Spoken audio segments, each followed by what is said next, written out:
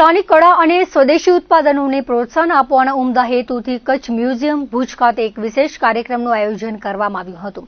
કાર્યક્રમ અંતર્ગત મ્યુઝિયમની મુલાકાતે આવેલા 50 જેટલા પ્રવાસીઓને કચ્છની સ્થાનિક માટીમાંથી બનેલા સુશોભિત કળશ ભેટ સ્વરૂપે અર્પણ કરવામાં આવ્યા હતા। કચ્છ મ્યુઝિયમના ક્યુરેટર ડોક્ટર મહેન્દ્રસિંહ સુરેલાએ જણાવ્યું હતું કે દેશના વડાપ્રધાન નરેન્દ્ર મોદીના આત્મનિર્ભર ભારત અને વોકલ ફોર લોકલના સ્વપ્નને સાકાર કરવાની દિશામાં એક સાર્થક પ્રયાસ છે।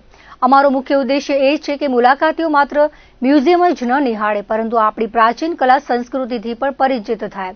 સ્વદેશી વસ્તુઓના ઉપયોગ પ્રત્યેની જાગૃતિ આપણા પરંપરાગત ઉદ્યોગો અને સ્થાનિક કારીગરોને આર્થિક પીઠબળ તેમજ પ્રોત્સાહન પૂરું પાડશે। કાર્યક્રમને સફળ બનાવવા મ્યુઝિયમના તમામ સ્ટાફનો પૂર્ણ સહયોગ પ્રાપ્ત થયો હતો।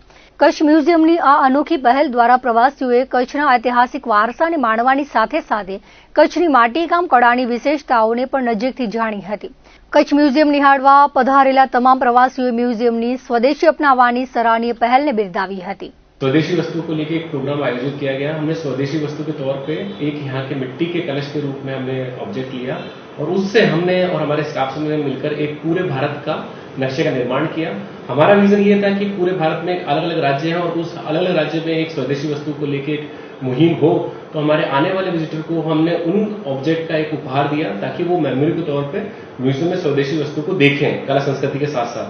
माननीय प्रधानमंत्री जी और राज्य और केंद्र सरकार का भी विजन है कि स्वदेशी वस्तुओं को अपनाया जाए, तो इस तरीके का प्रोग्राम हमारी एक पहल है। आने वाले समय में भी हम स्वदेशी वस्तु को लेकर संग्रहालय में कई छोटी मोटी कार्यक्रम करेंगे। धन्यवाद।